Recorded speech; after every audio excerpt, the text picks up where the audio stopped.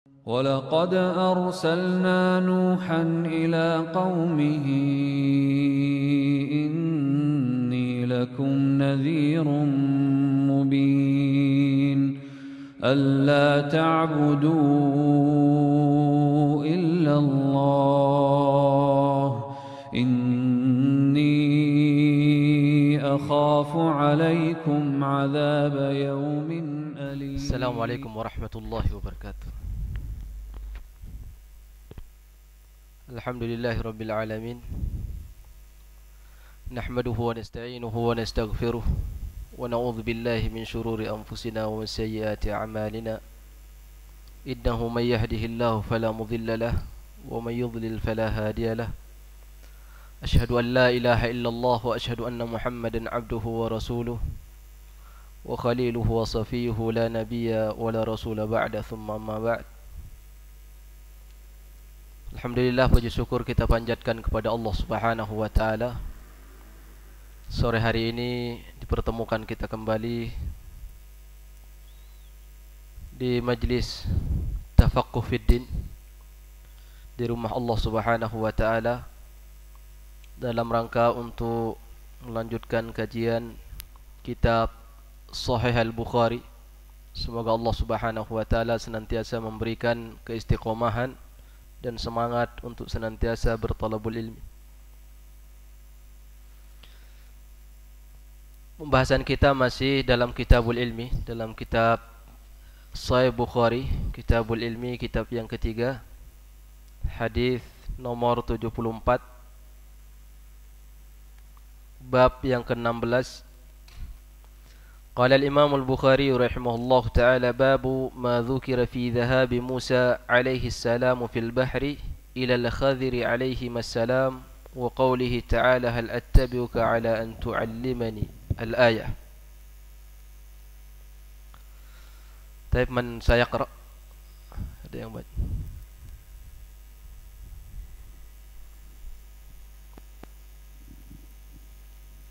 Bismillahirrahmanirrahim. Qala al-Imam al-Bukhari bab ma dhukira fi dhahabi Musa alaihi salam fil bahri ila al-Khadr alaihi salam wa qawlihi ta'ala hal attabi'uka ala an tu'allimani mimma 'allimta rushda. Haddatsana Muhammad ibn Ghurair az-Zuhri qala haddatsana Ya'qub ibn Ibrahim qala haddatsani abi an Salih an ibn Shihab haddasa anna Ubaidullah ibn Abdullah akhbarahu an Ibn Abbas annahu tamara huwa wal Hurr ibn Qais ibn Hisn al-Fazari fi sahibi Musa faqala Ibn Abbas wa Khadir famara bihima Ubay ibn Ka'ab fada'ahu Ibn Abbas faqala inni tamaraitu ana wa sahibi hadha fi sahibi Musa alladhi sa'ala Musa as-sabila ila luqiyhi هل سمعت النبي صلى الله عليه وسلم يذكر شأنه قال نعم سمعت رسول الله صلى الله عليه وسلم يقول بينما موسى في ملأ من بني إسرائيل جاءه رجل فقال هل تعلم أحدا أعلم منك قال موسى لا فأوحى الله إلى موسى بلى عبدنا خضير فسأل موسى السبيل إليه فجعل الله له الحوت آية وقيل له إذا فقدت الحوت فارجع فإنك ستلقاه وكان يتبع أثر الحوت في البحر فقال لموسى فتاه أرأيت إذ أوينا إلى الصخرة فإني نسيت الحوت وما أنسانيه إلا الشيطان أن أذكره قال ذلك ما كنا نبغي فارتدا على آثارهما قصصا فوجد خضرا فكان من شأنهما الذي قص الله عز وجل في كتابه. جزاكم الله خيرا. باب ما ذكر في ذهاب موسى عليه السلام في البحر إلى الخضر عليهما السلام وقوله تعالى هل أتبعك على أن تعلمني الآية. Di sini Imam Al-Bukhari rahimahullah di judul yang dia buat terjemahannya bab kisah tentang kepergian Nabi Musa alaihi salam menempuh lautan dalam rangka untuk ketemu Khadir alaihi salam. Bab ini dibuat oleh Imam Al-Bukhari rahimahullah. Di antara fawaid yang bisa kita ambil di sini, berkata Ibnu Hajar Al-Asqalani rahimahullah di dalam Fathul Bari, kata beliau, "Hadza at-targhibu fil masyaqqah fi talabil ilmi." Ini bab ini dibuat di antara faedahnya adalah orang yang ingin mencari ilmu agama tentunya harus siap dengan segala tantangannya. Karena ilmu agama ini tidak ada yang dapat ilmu agama ini hanya dengan santai-santai, itu tidak ada. Dan segala sesuatu yang mulia tentunya butuh pengorbanan. Segala sesuatu yang hina dan rendah, pengorbanannya biasanya tidak sebegitu besar. Maka semua para ulama yang terkenal di kemudian hari menjadi ulama besar, kalau kita merujuk kepada sirah perjalanan hidup mereka, maka kita akan menemui dan menjumpai sebuah kisah yang luar biasa, di mana pengorbanan mereka bukan hanya sekedar harta, tapi juga waktu, kemudian jatah tidur, kemudian begitu juga dengan makanan, semuanya itu mereka lalui dalam rangka untuk mendapatkan sesuatu yang mulia. Kemudian di sini Nabi Musa alaihi salam, beliau sekalipun seorang nabi yang sudah sampai derajatnya saat itu di kalangan Bani Israel orang yang paling mulia, tapi tidak membuat beliau kemudian gengsi untuk menuntut ilmu, untuk mencari ilmu kepada orang yang secara derajat di sisi Allah Subhanahu wa taala tentunya lebih rendah, yaitu Khadir. Apalagi Khadir ini diperselisihkan oleh para ulama, apakah dia seorang nabi atau dia sebagai hamba yang saleh, atau dia sebagai hamba yang saleh. Imam As-Sa'di rahimahullah di dalam kitab tafsir Taisir, beliau mengambil pendapat ulama bahwa Khadir itu adalah seorang hamba yang saleh. Sebagian ulama menyebutkan dia adalah seorang nabi. Lepas dari itu semua, andaikan Khadir itu adalah seorang nabi, kalaupun itu pendapat yang benar, tentu kenabiannya tidak bisa mengalahkan Nabi Musa alaihissalam derajatnya, karena para nabi itu juga ada derajatnya, ada tingkatannya di sisi Allah Subhanahu wa taala. Tetap Nabi Musa akan lebih tinggi derajatnya di sisi Allah daripada Khadir alaihissalam. Cuman yang pelajaran yang bisa kita ambil di sini, Nabi Musa alaihissalam tidak membuat dia gengsi. Tetap dia datang menemui Khadir alaihissalam, sekalipun Khadir secara derajat dan kedudukan itu di bawah Nabi Musa, karena dia ada yang dia inginkan, yaitu masalah ilmu. Bayangkan betapa berat hati seseorang itu belajar kepada orang yang di bawah dia. Berat, ya, tidak semua orang bisa belajar kepada orang yang secara keilmuan di bawah dia. Itu berat sekali. Tapi ulama kita dulu sudah terbiasa hal yang seperti itu, karena mereka itu mencari ilmu, bukan mencari kedudukan, tapi mencari ilmu. Jadi selama ilmu itu dia butuhkan, siapapun yang membawa dia datangkan, dan dia datang sebagai murid untuk menunjukkan betapa kebenaran itu merupakan sesuatu yang mereka cari pertama kali, bukan nama dan bukan ketenaran, tapi yang mereka cari adalah kebenaran. Kebenaran itu jauh lebih mulia daripada sekedar diri kita. Maka siapapun yang membawa, sekalipun dia orang yang rendahan, kita layak untuk kita datangi. Makanya nanti akan kita lihat bagaimana Imam Bukhari dengan isyarat yang luar biasa membawakan riwayat ini sesuai dengan judul yang dia bawa. Kemudian ada kalimat yang menarik di sini yang mungkin perlu kita bahas, yaitu kalimat al-bahru, yaitu lautan. Kenapa Imam Bukhari rahimahullah ta'ala menyebutkan kalimat lautan? Padahal Nabi Musa itu dia menempuh daratan juga. Terakhir dia menempuh lautan. Yang menjadi pertanyaan kita, kenapa harus kalimat lautan yang disebut oleh Imam Bukhari rahimahullah. Ada salah satu ulama yang menemukan dan membahas masalah ini.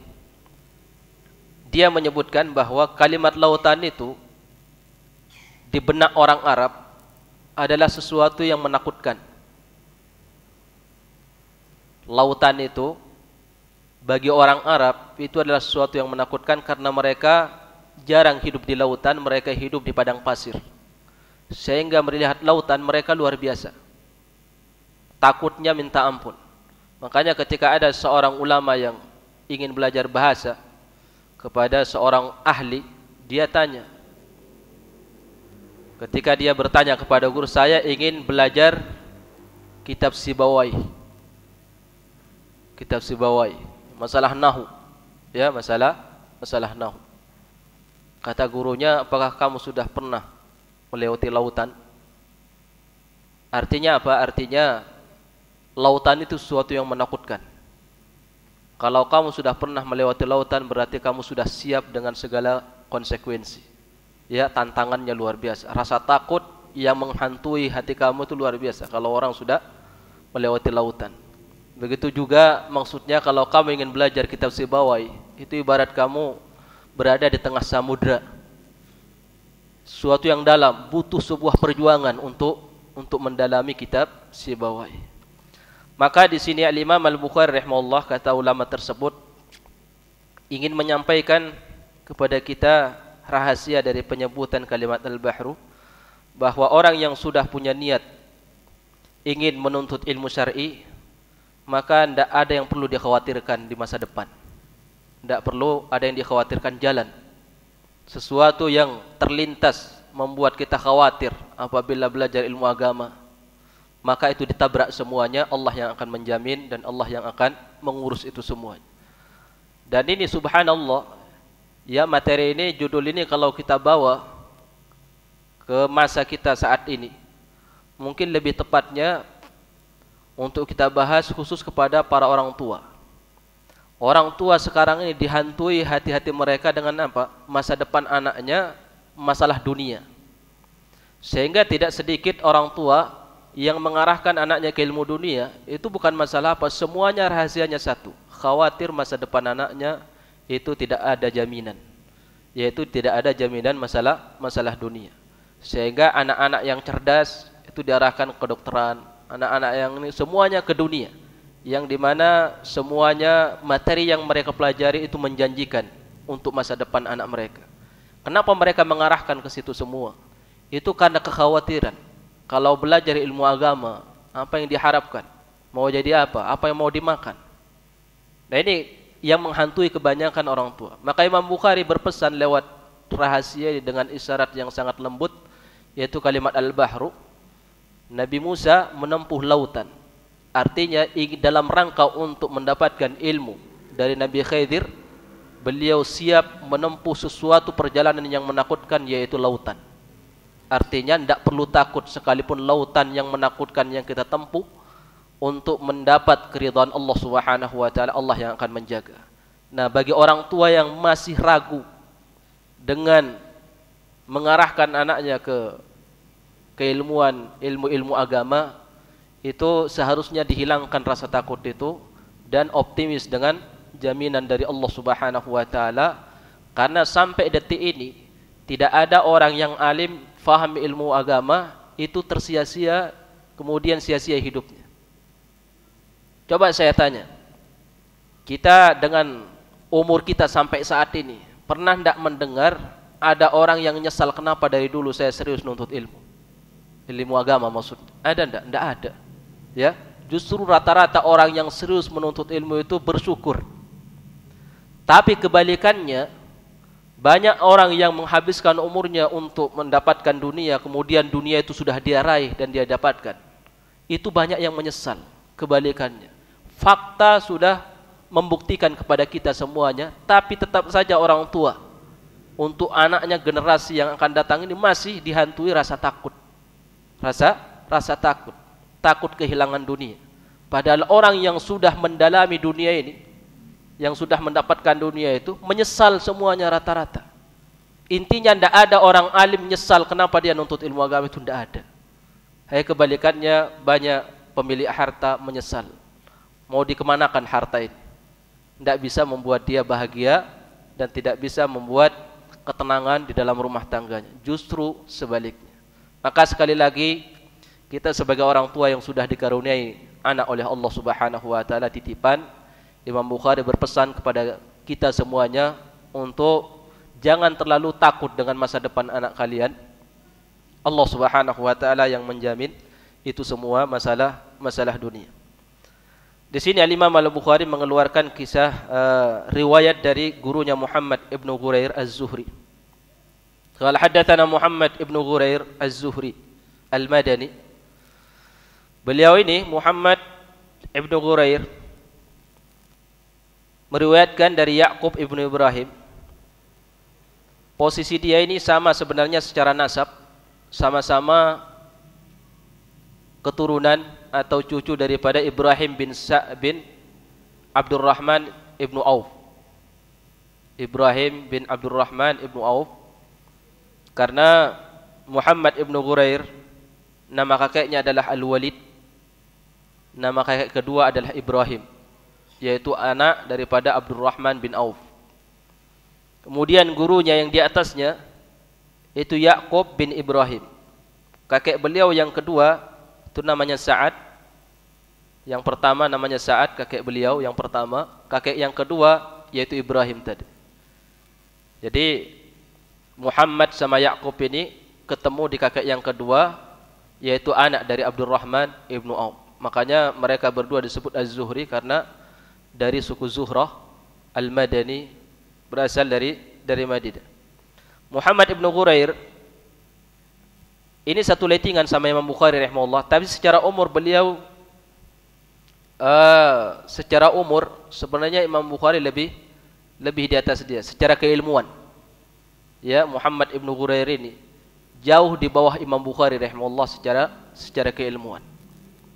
Tadi kita sampaikan bagaimana Nabi Musa alaihissalam mendatangi Khidir dalam rangka untuk mengambil ilmu agama, sekalipun secara keilmuan Khidir itu di bawah Nabi Musa alaihissalam.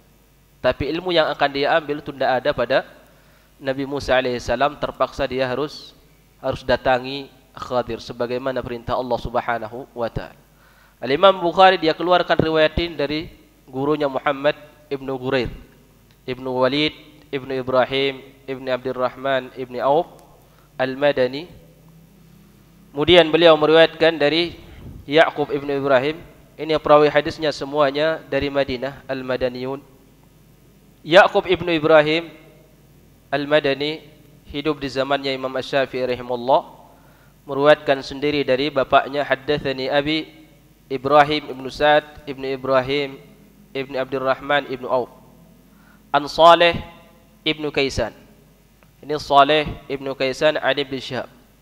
Saleh ibnu Kaisan ulama tabi'in di Madinah, lebih tua daripada muridnya, daripada gurunya. Beliau lebih tua daripada gurunya sendiri, yaitu Ibnu Syihab Az-Zuhri.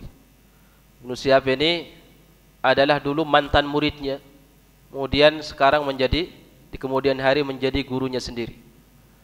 Ibnu Syihab Az-Zuhri rahimahullah di usianya masih sebelum umur sampai 10 tahunan, dia dibawa ke kutab untuk menghafal Al-Quran. Yang ngajar adalah Saleh ibnu Kaisan.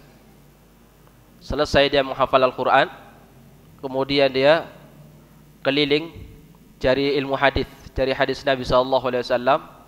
Begitu jadi ulama besar, dia balik ke Madinah, kemudian mengajarkan hadis Nabi. Yang menjadi muridnya nimrung saat itu adalah gurunya dulu, guru Qurannya, yaitu Saleh ibnu Kaisan. Sehingga Saleh ibnu Kaisan ini sekalipun mantan daripada gurunya, dia ini dulu guru daripada gurunya, yaitu Ibnu Syihab. Ibnu Syihab ini dulu muridnya, sekarang jadi gurunya.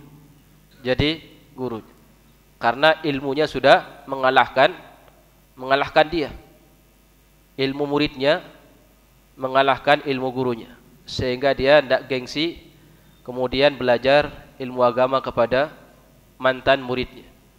Dan beliau rahimahullah ta'ala, Salih ibn Kaysan ini belajar hadis itu ketika umur 90 tahun. Umur 90 tahun, luar biasa, masih ada semangat menuntut ilmu. Saya yakin di sini jauh lebih muda daripada Salih ibn Kaysan, ya. Tapi semuanya tidak kembali kepada umur, semuanya kembali kepada semangat. Kalau orang sudah semangat, itu tidak pandang umur, tidak pandang tempat, tidak pandang kondisi, ya. Makanya yang perlu kita bangun ini adalah semangat. Bagaimana kita menyemangati diri dan juga anak kita. Bukan sekedar anak kita yang butuh kepada ilmu, kita jauh lebih butuh. Karena sebentar lagi kita wafat. Sebentar lagi kita wafat. Jangan semakin kita mendekat kepada kuburan, semakin malas nuntut ilmu. Karena para ulama dulu justru semakin semangat. Semakin dekat dengan kematian, semakin semangat untuk ingin mengetahui hukum syariat Allah Subhanahu wa ta'ala.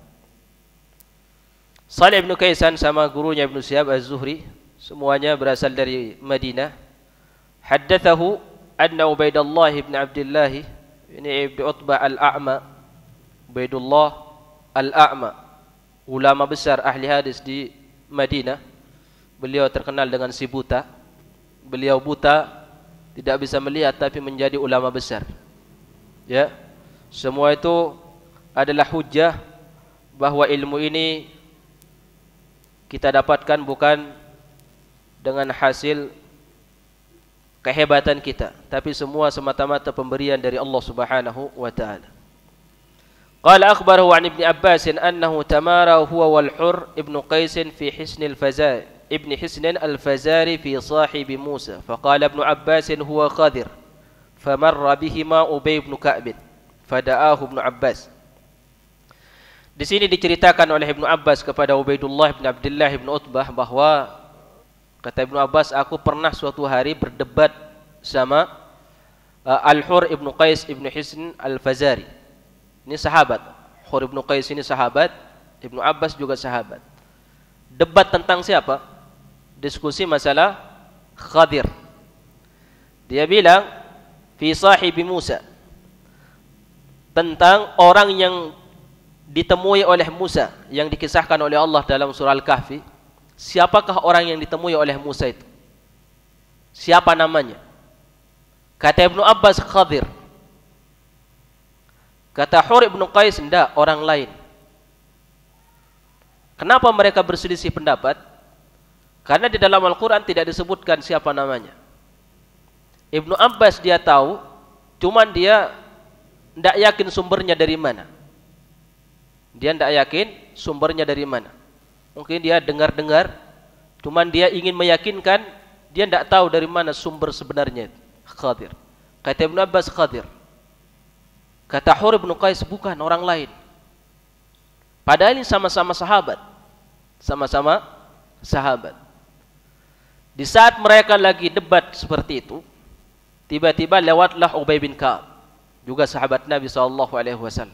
Dipanggil oleh Ibnu Abbas. Kata Ibnu Abbas, inni tamaraitu ana wa sahibi hadha fi sahibi Musa. Aku berdebat sama saudaraku ini, yaitu Hurr ibn Qais. Dia bilang sahibi hadha, aku berdebat sama teman. Debat mereka biasa, diskusi, ya. Kapan mereka diskusi? Ketika sama-sama tidak punya dalil, baru mereka debat. Tapi ada dalil, tidak mungkin para sahabat debat. Para sahabat tidak mungkin debat dengan sesuatu yang tidak ada, yang ada dalilnya. Ibnu Abbas sama Hurr ibn Qais itu debat karena sama-sama tidak punya dalil. Hurr ibn Qais tidak menemukan dalil. Ibnu Abbas sekalipun jawabannya benar, tapi dia tidak tahu dalilnya apa. Dalilnya apa. Akhirnya untuk memastikan Ibnu Abbas, dia panggil sahabat Ubay bin Ka'ab saat itu yang saat itu lagi lewat. Dia bilang, wahai Ubay, aku debat sama Hurr ibn Qais tentang nama orang yang ditemui oleh Musa. Siapa namanya? Menurut saya, kata Ibnu Abbas, itu Khadir. Hurr bin Qais mengatakan, tidak, orang lain. Tidak tahu siapa namanya, bukan Khadir. Kata Ibnu Abbas, hal sami'ta Rasulillah, Apakah hal sami'tan nabiyya yadhkuru sya'nahu? Pernah hendak kamu wahai Ubay semasa hidup, waktu Rasulullah masih hidup, karena perdebatan ini setelah Rasulullah wafat. Pernah hendak kamu mendengar Rasulullah menyebutkan tentang Khadir?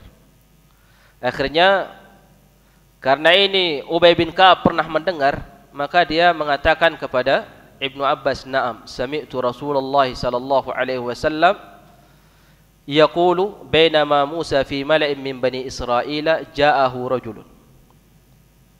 Kata Ubay, pernah aku mendengar Rasulullah menyampaikan tatkala Musa alaihi salam berada di tengah-tengah pemuka Bani Israel, datang seseorang kemudian bertanya, "Hal ta'lamu ahadan a'lamu minka?" Wahai Musa, apakah kamu mengetahui ada orang yang paling pintar daripada kamu? Kata Nabi Musa, "La, setahu saya tidak ada." Fa'auhallahu ila Musa, "Bala abduna Khadirun." Maka Allah mewahyukan kepada Musa, justru ada satu hambaku wahai Musa namanya Khadir. Syahidnya di sini namanya Khadir. Di dalam Al-Quran tidak ada sunnah yang menjelaskan siapa namanya orang itu. Ini yang sering disebutkan oleh para ulama bahwa as-sunnah al-Qur'anu ahwaju ila sunnah minas sunnati ilal Qur'an. Sunnah ini jauh lebih dibutuhkan oleh Al-Quran daripada Al-Quran terhadap sunnah. Maka tafsilan syariat ini ada di sunnah Nabi SAW. Kalau kita merujuk kepada Al-Quran, kita tidak ketahui siapa nama orang yang ditemui oleh Musa AS. Maka kita bisa memastikan karena ada dalil, yaitu hadis Ubay bin Ka'ab. Kemudian di sini ada etika di dalam berdiskusi, di mana ketika sama-sama tidak punya dalil, tidak boleh kita saling ngotot. Karena kita sama-sama akan diminta tanggung jawab di hadapan Allah Subhanahu wa Ta'ala, sekalipun pendapat kita benar. Makanya Ibnu Abbas tidak berani dia memaksa Al-Hur ibn Qais. Kenapa? Karena dia belum memastikan rujukan daripada jawaban dia, sekalipun jawabannya benar. Kemudian ketika mereka berselisih sama-sama tidak punya dalil, mereka cari orang yang punya dalil, tidak memaksakan diri untuk menang. Tidak. Makanya Ibnu Abbas ketika berselisih sama Hur ibn Qais, dia tidak ngotot saat itu, tapi dia cari siapa? Sahabat Ubay bin Ka'ab yang tahu akan dalilnya. Setelah mereka tahu, sudah selesai masalahnya. Karena sudah ada dalil. Maka yang kita butuhkan saat ini adalah menemukan dalil, kemudian kita amalkan, selesai. Kita amalkan, selesai.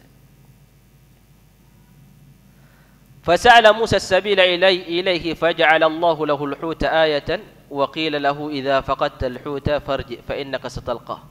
Akhirnya Allah Subhanahu wa Ta'ala, kemudian Nabi Musa alaihissalam meminta kepada Allah bagaimana cara bertemu dengan Nabi Khidir. Maka kata Allah, kamu bawa ikan asin atau ikan kering sebagai tanda. Apabila nanti kamu kehilangan ikan itu, berarti dia di situ. Akhirnya dikisahkan oleh Allah sebagaimana yang ada di dalam Al-Quran. Ini dalil, kata Al-Imam Al-Bukhari rahimahullah, di mana Musa alaihissalam dia menempuh lautan yang menakutkan, tujuannya dalam rangka untuk mencari ilmu. Maka pesan yang paling berharga di sini yaitu apa? Untuk masa kita saat ini, untuk orang tua dan juga anak-anak, jangan terlalu takut ketika sudah ada niat ingin menuntut ilmu agama. Jangan takut masa depan. Allah Subhanahu wa Ta'ala yang akan menjamin. Maka kita harus berbangga diri. Kita harus motivasi anak kita. Kemudian anak juga harus senantiasa kita berikan dia optimis, ya. Begitu juga anak, jangan minder, kemudian jangan takut dan jangan khawatir. Insyaallah sekali lagi tidak ada orang yang menyesal setelah bertahun-tahun hidupnya dihabiskan menuntut ilmu agama. Taib, itu fawaid yang bisa kita ambil. Kemudian kita lanjutkan di bab yang setelahnya, bab 17, bab qauli Nabi sallallahu alaihi wasallam, Allahumma allimhu alkitab. Iqra Ustaz.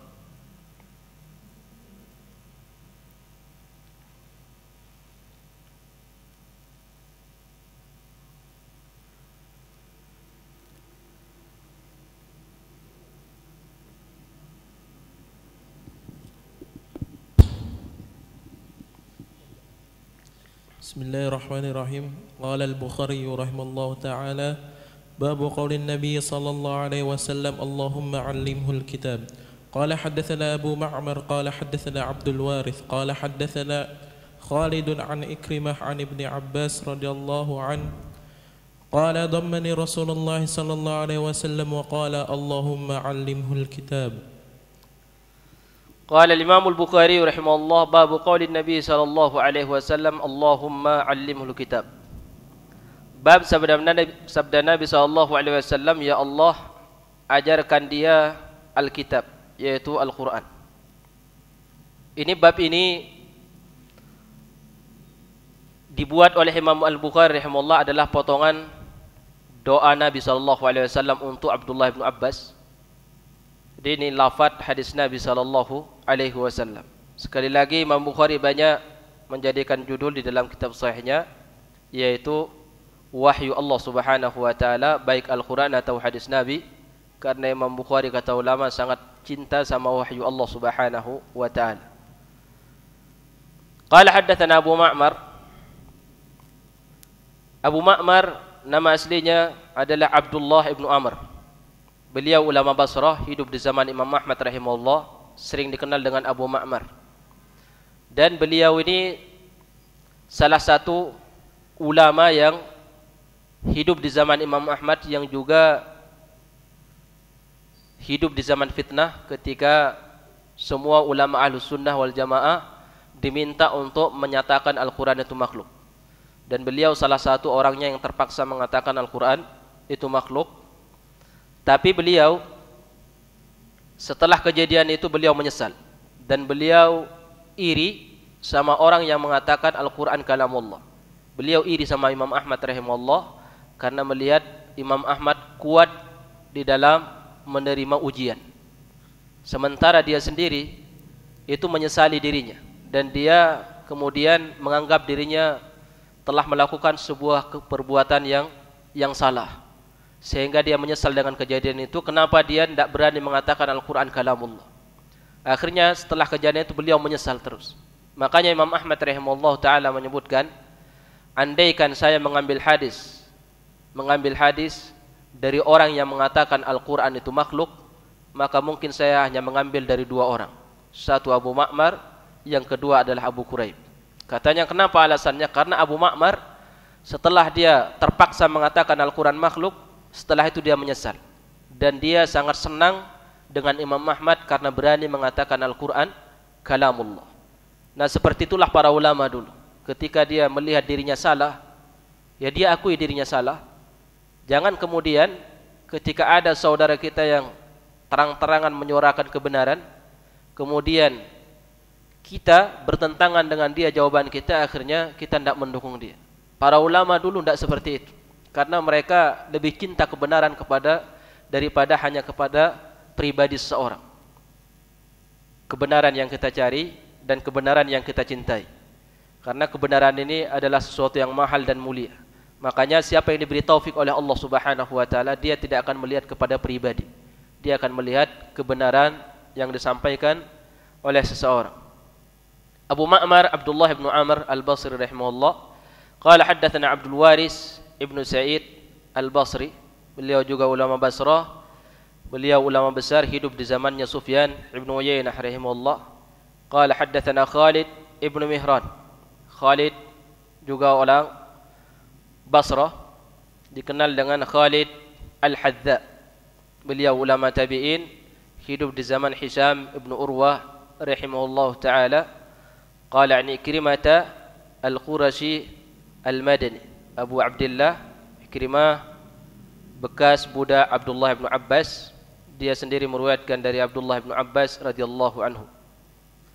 Kata Abdullah bin Abbas, dhammani Rasulullah sallallahu alaihi wasallam qala Allahumma 'allimhu al-kitab. Abdullah bin Abbas di dalam hadis ini dia menceritakan tentang dirinya.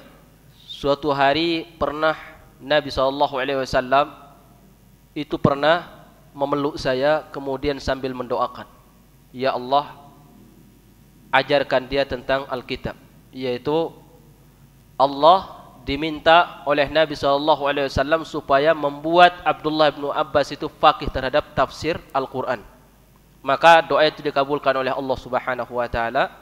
Di antara bukti itu dikabulkan, di mana Ibnu Abbas ketika berselisih di kisah di bab sebelumnya dengan Hur bin Qais, siapa yang menang? Abdullah bin Abbas. Kata Ibnu Hajar Al-Asqalani, ini rahasia kenapa Imam Bukhari rahimahullah taala membawakan bab ini setelah bab sebelumnya, karena dia ingin menjelaskan bahwa Ibnu Abbas keilmuannya seperti itu, diberi taufik dia oleh Allah Subhanahu wa taala, pendapatnya dibenarkan. Kenapa? Berkat salah satunya adalah doa dari Nabi SAW. Maka dibuatlah lafaz doa Nabi ini oleh Imam Bukhari sebagai judul, sebagai pesan kepada para guru dan juga orang tua untuk tidak lupa mendoakan anaknya. Jadi kita di dalam mendidik itu bukan hanya sekedar dengan lisan dan pukulan kemudian nasihat, tidak. Tapi ada yang jauh lebih daripada itu masalah doa, saling mendoakan. Kemudian Nabi SAW pernah menyampaikan dalam satu hadis yang sahih, barang siapa yang mendoakan untuk saudaranya, maka malaikat akan mendoakan untuk dia. Jadi kalau kita mendoakan untuk saudara kita, maka doa yang kita berikan untuk saudara kita itu akan didoakan oleh malaikat untuk kita. Makanya kita jangan pelit mendoakan orang lain. Ketika kita mendoakan orang lain, itu hakikatnya kita mendoakan untuk diri kita. Kita mendoakan untuk orang lain, malaikat mendoakan untuk kita. Maka siapa yang pelit mendoakan kebaikan untuk saudaranya, pada hakikatnya dia pelit untuk mendoakan dirinya sendiri. Makanya ada satu negara namanya Mauritania, kalau antum pernah dengar, itu negara paling miskin yang ada di benua Afrika, Mauritania. Dan itu sampai saat ini, sampai detik ini, itu negara itu satu-satunya negara yang apabila membuat satu disertasi atau skripsi atau pembahasan masalah ilmiah, ketika menukil itu dinukil secara hurufnya, saking kuatnya hafalan mereka. Mereka itu menghafal kitab, itu bukan kitab yang satu jilid, berjilid-jilid dihafal sama mereka. Itu orang ulama-ulama yang ada hidup di Mauritania. Salah satu kebiasaan mereka yang diajarkan oleh guru-guru mereka, itu apa? Antara murid suruh mendoakan antara satu dengan yang lain. Misalkan salah satu contoh, kalau ada di antara mereka yang susah menghafal, maka yang lain itu mendoakan temannya yang susah menghafal.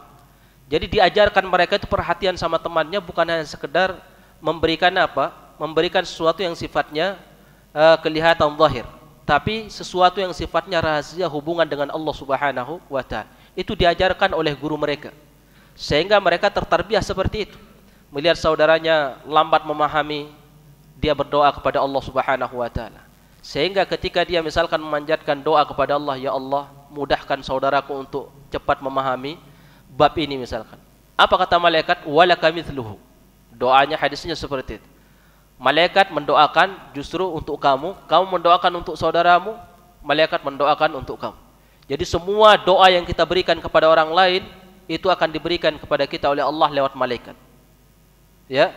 Makanya kalau kita mendoakan untuk orang lain, itu hakikatnya kita minta kepada Allah supaya malaikat mendoakan apa yang kita doakan untuk saudara kita, kita minta pada hakikatnya untuk diri kita.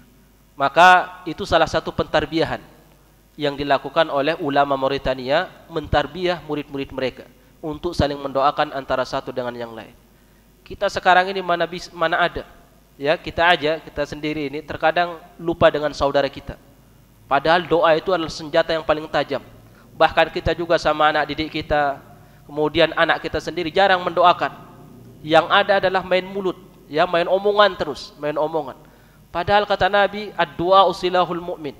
Doa itu adalah senjata orang beriman. Tidak ada doa yang paling ampuh kecuali doa. Tidak ada senjata yang paling ampuh kecuali doa. Nabi SAW, andaikan dia ingin mentarbiyah Ibnu Abbas dengan kalimat yang indah, bisa tidak dia? Rasulullah orang yang paling fasih di dalam merangkai kalimat. Tapi Nabi SAW tidak mencukupkan sampai di situ. Nabi SAW iringi dengan doa. Nabi rangkul, dia peluk Ibnu Abbas, kemudian sambil dia doakan. Pernah tidak kita peluk anak kita, kemudian kita doakan? Pernah tidak seperti itu? Dengan hati yang menyentuh, dengan hati yang tersentuh, kemudian bermunajat kepada Allah, minta sambil menangis. sambil dipeluk tapi ya. Banyak orang yang malu untuk berdoa untuk anak di depan anak itu malu dia. Banyak orang tua yang malu. Nah ini Nabi SAW kita diajarkan. Beliau itu adalah orang muallim yang paling sukses di dunia ini. Tetap doa itu memiliki peran yang sangat besar di dalam keberhasilan. Nah Al-Imam Al-Bukhari rahimahullah di sini pembahasan yang akan dia bahas adalah masalah doa. Bahwa jangan lupakan masalah doa, saling mendoakan. Anak, orang tua harus banyak mendoakan untuk anaknya, berdoa untuk anaknya, begitu juga berdoa untuk saudara-saudaranya, mendoakan supaya ilmu ini mudah difahami, kemudian anak kita juga diberikan keistiqomahan di dalam belajar. Makanya dia angkat masalah Abdullah ibnu Abbas di sini karena beliau menjadi ahli tafsir berkat doa Nabi sallallahu alaihi wasallam. Bahkan Ibnu Abbas ini didoakan berkali-kali oleh Nabi sallallahu alaihi wasallam. Didoakan ketika usia Ibnu Abbas sudah mulai menginjak belasan tahun, pernah Nabi sallallahu alaihi wasallam keluar untuk buang air. Tiba-tiba ada yang bawa air di belakangnya padahal dia tidak nyuruh. Begitu dia selesai buang hajat, dia tanya, "Siapa yang bawa air ini?" Ada yang mengatakan Ibnu Abbas. Nabi SAW melihat Ibnu Abbas ini orang yang cerdas. Maka Nabi berikan doa untuk Ibnu Abbas dalam bab kecerdasan. Ditambah lagi oleh Nabi. Karena dia orang yang cerdas kelebihannya. Maka Nabi saat itu berdoa, Allahumma faqihu fiddin. Ya Allah, mudahkan dia untuk faham terhadap ilmu agama. Ini Ibnu Abbas mendapat doa yang kesekian kali dari Nabi SAW. Jadi yang pertama, bab sebelumnya kita jangan khawatir. Kemudian yang kedua, kita berdoa. Berdoa kepada Allah Subhanahu wa taala untuk anak kita, untuk diri kita. Kemudian bab selanjutnya, qala babu mata yasihhu sama'us shaghir. Mata yasihhu sama'us shaghir. Baik, kita baca lah. Baca Ustaz.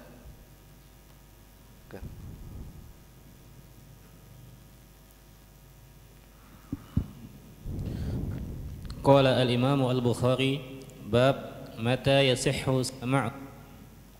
Haddatsana Ismail ibn Abi Uwais haddatsani Malik an Ibn Shihab an Ubaidillah bin Abdullah bin Utbah an Abdullah ibn Abbas qala akbaltu himarin atan wa ana yawma idin qad nahastul ihtilam wa Rasulullah sallallahu alaihi wasallam yusalli bi Mina ila ghairi jidar fa marartu baina yaday ba'd as-saf wa arsaltu atan tawta'u fa dakhaltu fi as-saf falam yunkar dhalika alayya. Baik, hadis setelahnya dibaca. Hadatsana Muhammad ibn Yusuf qala hadatsana Abu Mushir qala hadatsani Muhammad ibn Harb qala hadatsani Az-Zubaydi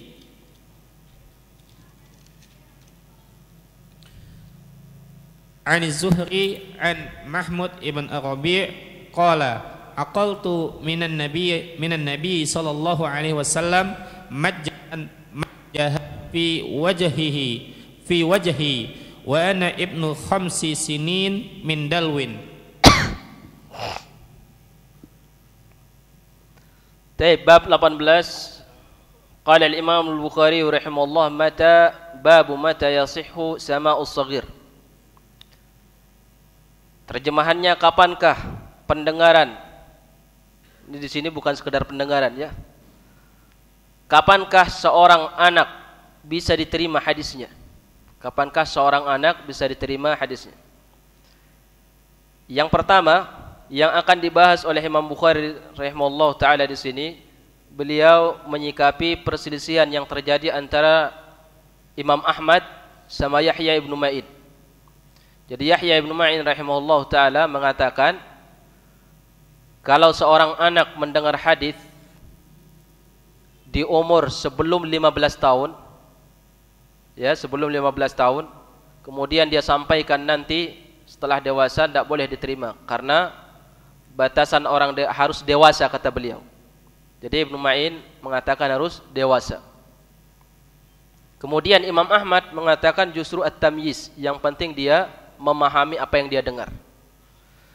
Imam Bukhari rahimahullah ta'ala lebih cenderung dengan pendapat Imam Ahmad rahimahullah, karena banyak sekali hadis yang berkaitan dengan sahabat mendengar hadis di masa usia belum sampai dewasa, kemudian hadis itu dia sampaikan setelah dewasa dan itu diterima oleh para sahabat radhiyallahu anhu. Maka dia bilang mata yasihhu sama'us shaghir. Seorang anak tidak dipersyaratkan ilmunya diterima harus balik dulu, tidak. Ya, tidak harus. Ini dalam bab periwayatan. Namanya at-tahammul. At-tahammul itu ketika menuntut ilmu, mendapatkan ilmu atau hadis. Kemudian fawaid yang kedua di dalam bab ini, bahwa seorang anak itu seusia dini harus diperkenalkan dengan ilmu. Seusia dini harus diperkenalkan dengan ilmu, yaitu at-tamyiz. Ketika anak itu sudah mulai bisa membedakan, ya, bisa at-tamyiz, membedakan sesuatu yang berbahaya dan tidak, itu namanya at-tamyiz. Makanya ini namanya umur at-tamyiz. Tamyiz itu sebelum balik dia sudah paham, diajak ngomong, ya, itu tamyiz. Kalau balik itu umur 15-an tahun kalau anak laki-laki. Jadi faedahnya apa? Faedahnya anak di bawah umur 15 tahun itu jangan disia-siakan umurnya. Jangan disia-siakan umurnya, dimaksimalkan. Jangan nanti perdengarkan dia dengan musik. Jangan dibiarin main sesuatu yang tidak bermanfaat, kalau itu akan merusak masa depan dia. Ya. Jangan diperkenalkan dengan sesuatu yang seperti itu. Apalagi sekarang kita ini, banyak anak-anak kita sudah mulai gila dengan game, habis waktunya, rusak. Anak generasi kita ini banyak yang rusak. Al-Imam Al-Bukhari angkat masalah ini supaya kita maksimal benar-benar mengharapkan anak kita menjadi orang yang faham ilmu agama.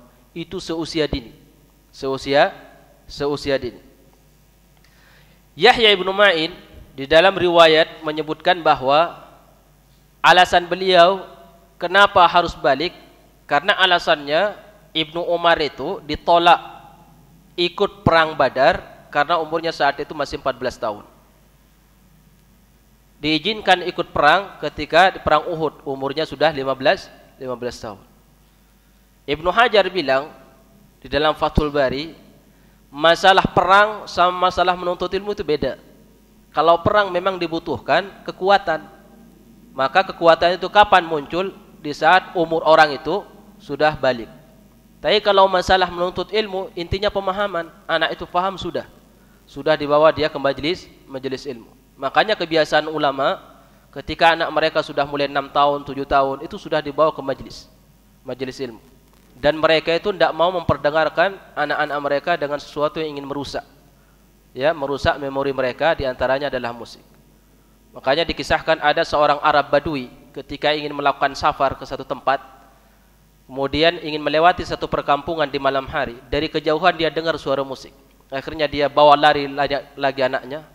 Untuk apa? Menjauh dari perkampungan itu. Khawatir anaknya itu kemasukan telinganya suara musik. Ya. Akhirnya dia bawa kabur supaya anaknya jangan sampai mendengar suara itu. Karena suara musik itu bikin orang gila. Lihat aja itu orang pemain musik. Ya, rata-rata penyanyi-penyanyi itu, lihat, ada enggak kira-kira orang yang alim? Enggak ada. Rata-rata orang gila itu. Rata-rata orang gila. Kemudian ketika mendengar musik, sama enggak ketika mendengar Al-Quran? Lebih mereka daripada mendengar Al-Quran.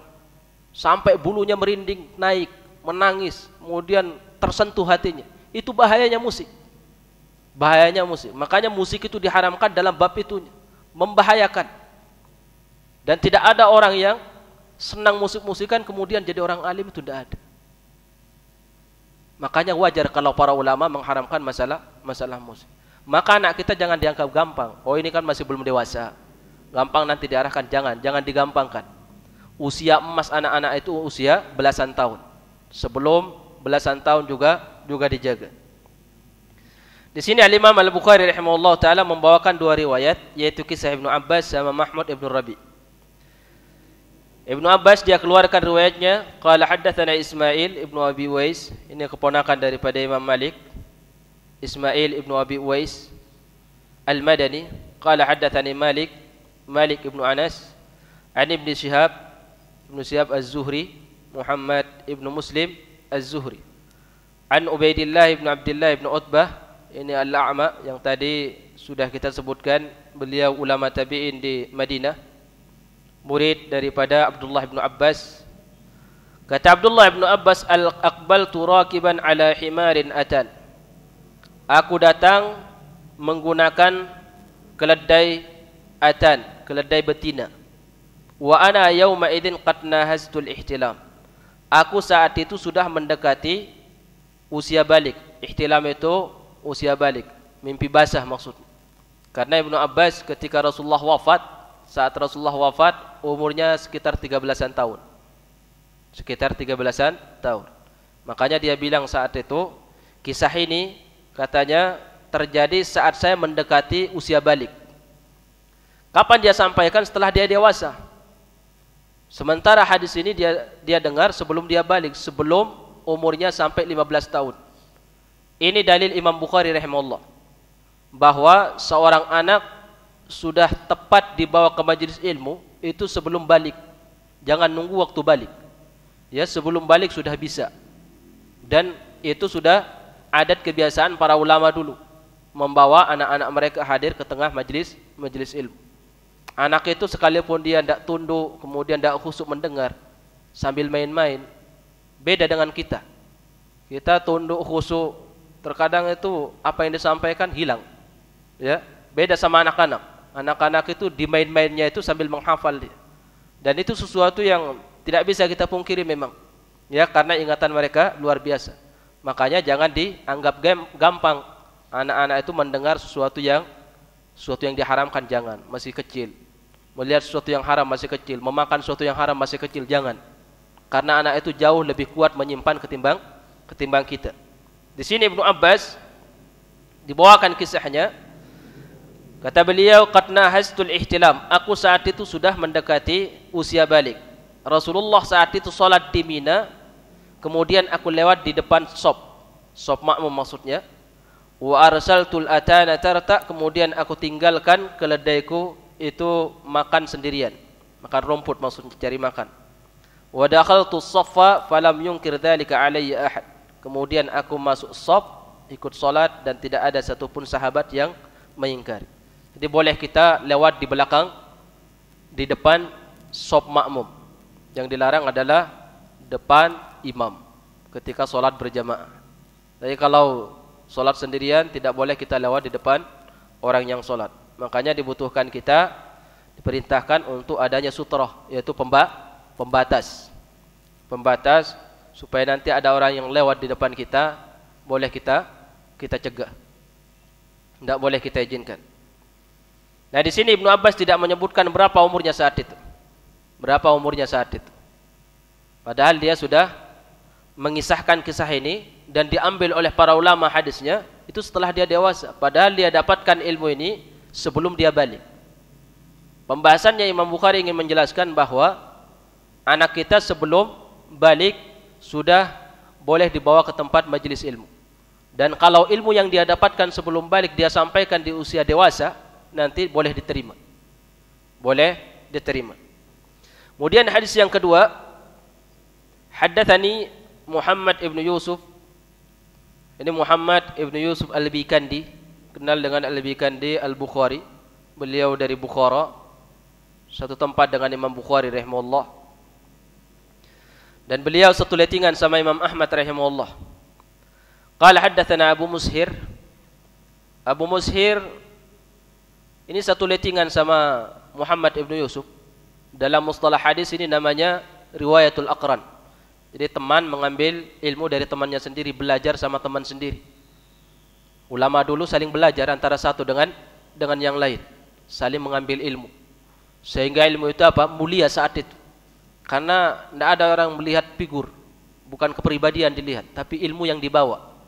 Tidak melihat umur, tidak melihat siapa dia, yang penting yang dia sampaikan adalah sebuah kebenaran. Makanya Muhammad ibnu Yusuf Dia belajar sama Abu Mushir. Padahal itu temannya sendiri. Ya, dia tidak gengsi untuk mengambil ilmu. Abu Mushir, beliau berasal dari Damaskus, ibu kota Suriah. Nama lengkapnya, nama aslinya adalah Abdul A'la. Nama bapaknya Mushir, nama kakeknya Abdul A'la, nama kakek yang kedua Mushir. Jadi kalau kita lihat nama beliau Abdul A'la ibnu Mushir, ibni Abdul A'la ibnu Mushir, dia punya anak, dia kasih nama Mushir. Jadi Mushir bin Abdul A'la bin Mushir bin Abdul A'la bin Mushir. Nah, ini kebiasaan, sekali lagi kebiasaan para ulama, orang-orang saleh dulu, ya, memberikan nama untuk anaknya, untuk anak cucunya, itu diambil nama kakek mereka. Diambil nama kakek mereka. Dan rata-rata mereka ini di dalam memberi nama paling panjang 2 kalimat. Rata-rata 1 kalimat. Tidak ada yang sampai 3 kalimat. Perawi hadis itu sepanjang saya belajar, belum pernah saya mendapatkan ada perawi hadis nama satu orang itu 3 kalimat, itu tidak ada. Paling panjang itu 2 kalimat. Abdul A'la, Abdun sama A'la. Itu panjang. Itu paling panjang. Rata-rata 1 kalimat. Mushir 1 kalimat. Ya, Mushir 1 kalimat. Ternyata apa ini? Ini secara ini adalah sunnah. Syariatnya seperti itu nama, jangan panjang-panjang. Paling panjang 2 kalimat, paling pendek ya 1 kalimat. Paling pendek 1 kalimat. Para nabi ada namanya yang 2 kalimat? Tidak ada. Tidak ada yang dua kalimat. Rata-rata 1 kalimat. Rata-rata satu kalimat. Lah kita 1 orang nama kita luar biasa panjangnya. Sehingga nasab kita ini tidak mudah untuk dihafal ya karena itu. Ya, capek anak keturunan kita untuk menghafal saking panjangnya nama kita. Anak sudah lahir 1 minggu masih keliling cari nama. Ya, kesana kemari ingin nyari nama yang asing di dunia. Ini biasa nama kakeknya dia ambil si Mushir. Ini bayangkan si Mushir dikaruniai anak laki-laki, dia kasih nama Abdul A'la. Abdul A'la dikaruniai anak laki-laki oleh Allah, dia kasih nama kakeknya yaitu Mushir.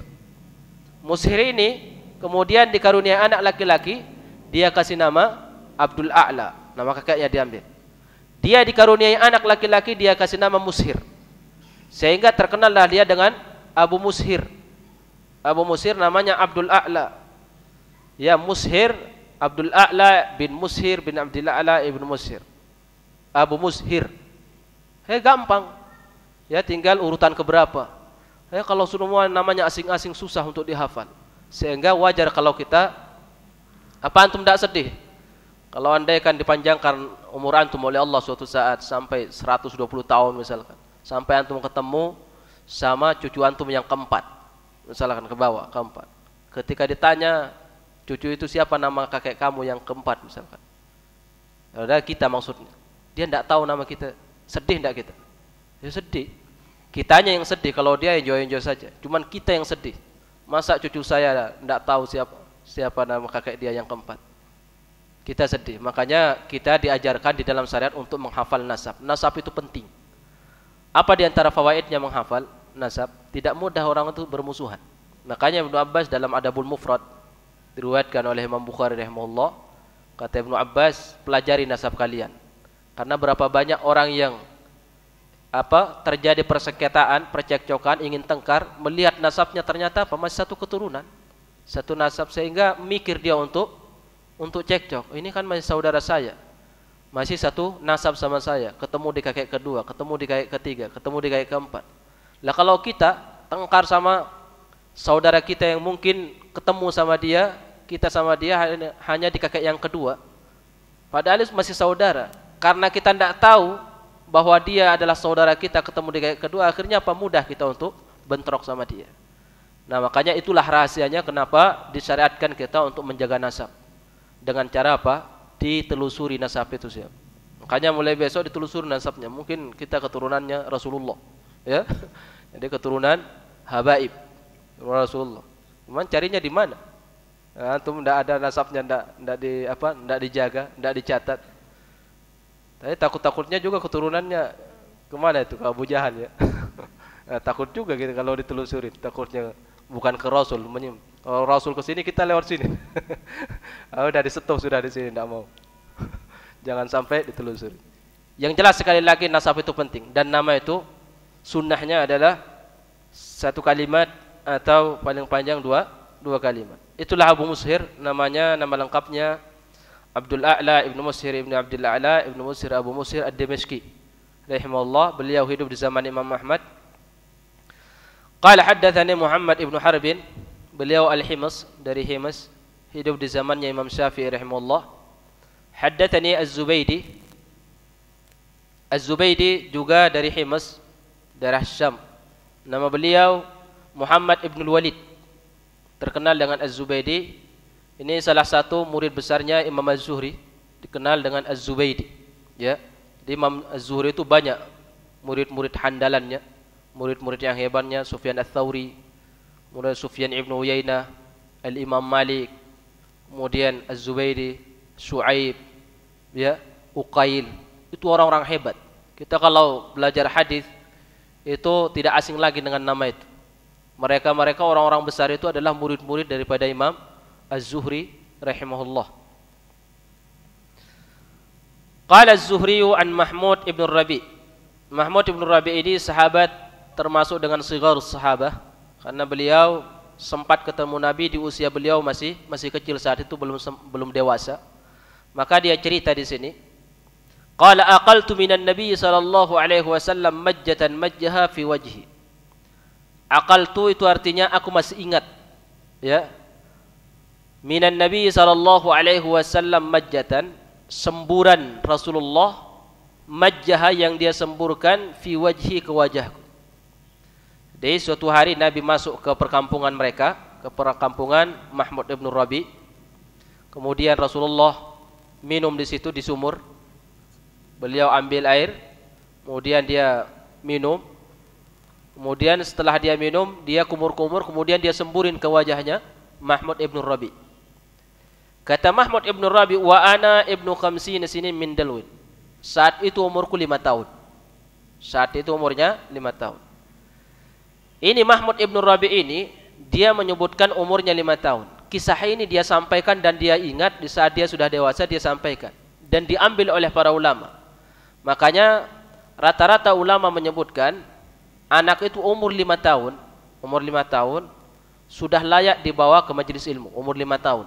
Sekalipun dia tidak bisa duduk dengan tenang, tapi sudah harus dibawa. Kemudian sebaliknya, anak 5 tahun jangan diperdengarkan sesuatu yang mungkar. Kenapa? Karena dia sudah tamyiz itu.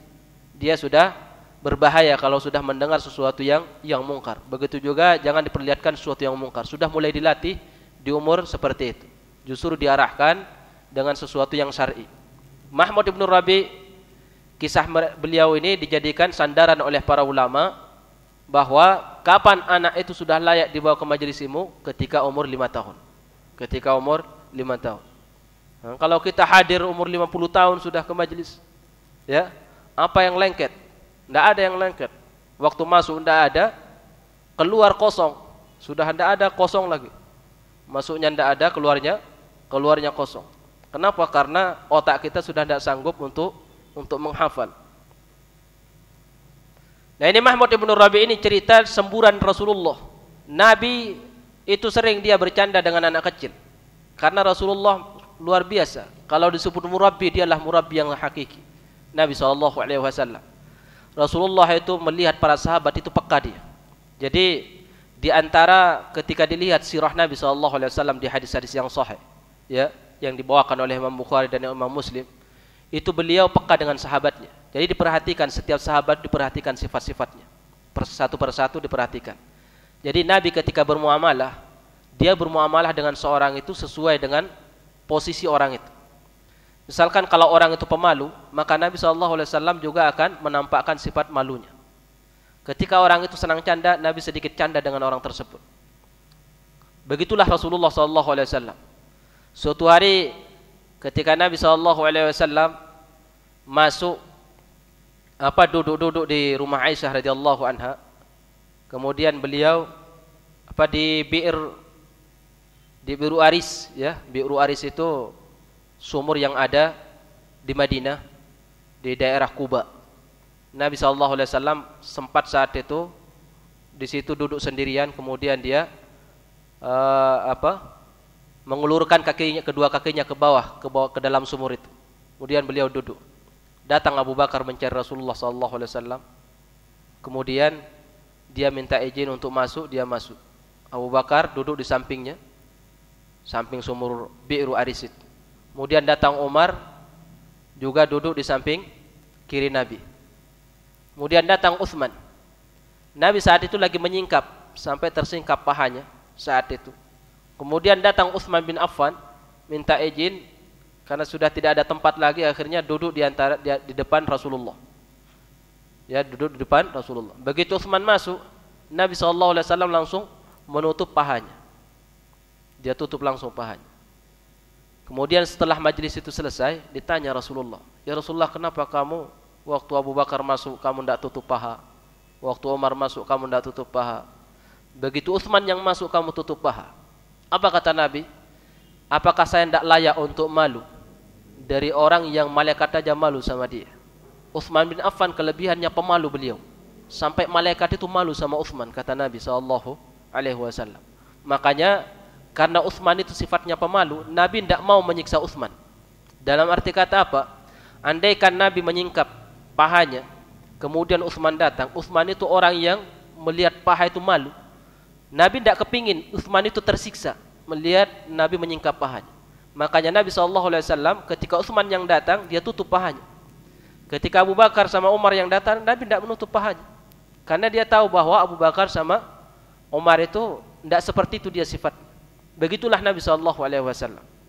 Nabi memperhatikan sifat sahabat, kemudian dia bermuamalah dengan sahabat itu sesuai dengan sifat yang ada pada sahabat. Makanya kita dianjurkan untuk memahami sifat teman-teman kita supaya kita bisa merespon kemudian mengambil sikap. Kalau orangnya mudah tersinggung, jaga kalimat. Kalau orangnya tidak senang bermain, jangan banyak bermain sama dia. Ya, kalau teman itu tidak senang bermain, jangan antum banyak bermain. Kalau dia mudah tersinggung, jangan antum banyak ngomong karena takut keceplosan. Jadi tidak semua orang dipukul rata. Ya, kebiasaan saya memang seperti ini. Ya, mudah ngomong tidak bisa. Kita ini bermuamalah sama orang jangan sesuai perasaan kita, sesuai sifat kita, enggak, sesuai perasaan dia. Sifat dia seperti apa? Dia bisa tidak menerima kita dengan muamalah seperti ini. Itulah yang diberikan oleh Nabi untuk kita. Nabi memberikan contoh untuk bermuamalah dengan orang sesuai dengan sifat orang itu. Jangan sesuai dengan kebiasaan kita. Jadi kita yang biasa canda, ketemu sama orang yang canda, silahkan canda. Ya, sama orang yang kurang senang canda, jangan antum bawa canda. Orang yang mudah tersinggung, ya jangan antum banyak ngomong, takut dia tersinggung. Tapi kalau orang itu orang yang tidak sensitif, tidak mudah tersinggung, ya berarti antum diberikan keleluasaan saat itu untuk banyak ngomong sama orang tersebut. Sampai Nabi SAW disebutkan, itu ketika dia melihat ada sahabat yang mendekat ke Rasulullah, kepingin mengetahui sesuatu, maka Nabi dengan sendirinya sebelum sahabat itu minta, Nabi yang memperlihatkan. Suatu hari Jarir bin Abdullah al-Bajali cerita, suatu hari saya dibawa menemui Nabi SAW, saat itu saya lagi sakit. Kemudian Nabi SAW saat itu dia berkumur-kumur, kemudian disemburin ke wajah saya. Akhirnya saya sembuh. Kemudian kata Jarir, aku saat itu ingin melihat khatamun nubuwah Nabi. Aku ingin melihat tanda kenabian Rasulullah yang ada di pundaknya. Tapi saat itu begitu saya datang ke belakang Nabi, Nabi saat itu lagi duduk posisinya, itu tertutup dengan selendangnya. Ternyata kata Jarir, Rasulullah sudah peka dengan saya apa yang saya inginkan. Akhirnya Nabi pura-pura menurunkan selendangnya supaya saya melihat khatamun nubuwah yang ada di pundak beliau. Makanya kata Jarir, begitu Nabi menurunkan selendangnya dengan sengaja supaya saya melihat khatamun nubuwah, maka saat itu saya melihat tanda kenabian yang ada di punggung Nabi SAW. Kata Jarir, saya tidak minta, tapi Nabi peka apa yang saya inginkan. Langsung direspon oleh Nabi SAW. Begitulah Rasulullah. Ketika ada sahabat mendatangi Nabi ingin tanya tentang masalah dosa, kata Nabi, kamu ingin tanya tentang masalah dosa? Iya ya Rasulullah. Langsung dikasih. Karena terkadang ada orang pemalu, ingin menanyakan sesuatu, ingin meminta, Kalau kita sudah mengetahui orang itu kayaknya menginginkan sesuatu, udah langsung kita sambut dia, langsung kita respon. Ya, langsung, jangan ditunggu dia meminta, mungkin dia mau malu. Dan itu sifat yang mulia yang diajarkan oleh Nabi SAW. Kepekaan Rasulullah terhadap para sahabatnya luar biasa. Kepekaan Nabi SAW. Makanya ketika Nabi bertemu anak kecil, Rasulullah main, canda dia. Mahmud ibn Rabi disemburin dengan air. Dan kalau kita mungkin, kalau ini tidak boleh kita ikutin, karena mungkin salah satunya Nabi ingin memberikan keberkahan, ya, karena bekas air liur Rasulullah itu kan berkah. Nah kalau kita semburin anak orang dengan ini, bisa orang marah kan, karena bau mulut kita tidak sama seperti Nabi dan tidak sama sekali tidak ada keberkahan. Nah mungkin kalau bab ini tidak bisa kita ikutin, ya, tidak bisa kita ikutin. Mungkin kita masukkan ini kekhususan Rasulullah, ya, menyemburkan ke wajah orang lain itu bekas semburan, bekas air liur, ya, mulut air yang sudah bercampur dengan air liurnya kemudian disemburin ke wajah orang. Kira-kira kita, kalau guru kita seperti itu mau kita? Tidak mau lah, ya. Sehebat apapun dia tetap aja manusia. Kecuali orang yang punya keyakinan bahwa seorang guru itu diberkahi air liurnya, ya beda lagi. Kalau antum punya pemahaman seperti itu, ya bisa-bisa saja ini dijadikan dalil. Tapi kalau saya secara pribadi tidak mau. Kalau sampai ada guru saya yang akan menyemburkan air yang sudah dibuat kumur-kumur disemburin ke wajah saya tidak mau, sekalipun dia orang hebat. Tapi di sini dalam dua riwayat ini jelas istidlalnya bahwa kisah Ibnu Abbas sama Mahmud ibn Rabi. Kalau Ibnu Abbas tidak jelas umur berapa, yang jelas belum balik. Mahmud ibn Rabi jelas, yaitu umur 5 tahun. Jadi mulai umur 5 tahun kita harus mulai maksimal untuk mengarahkan anak kita ke sesuatu yang dimuliakan dan diridhai oleh Allah Subhanahu wa taala. Jam berapa ini? Sampai jam berapa? Masih ada waktu? Hah? Masih ada enggak? Hah? Tanya jawab. Apa yang mau ditanya, apa yang mau dijawab? Tapi mungkin sampai di sini kita cukupkan. Insyaallah pertemuan yang akan datang kita lanjutkan. Apa ini?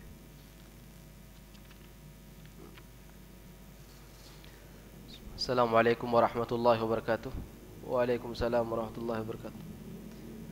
Bila kita sebagai orang tua memaksa anak untuk menuntut ilmu syar'i, misalkan harus ke pondok dari sekolah biasa, sedangkan anak ingin sekolah biasa, apakah hal ini dianggap bijaksana dalam hal memaksa? Jadi memaksa anak untuk nuntut ilmu syar'i masuk ke pesantren sementara dia lulusan keluaran dari pondok biasa. Apakah ini dianggap bijaksana?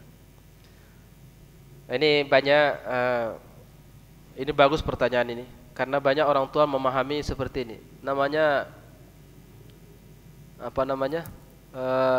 Mengarahkan anak ke ilmu syar'i identik dengan pesantren. Identik dengan pesantren. Sekolah itu bukan segala-galanya.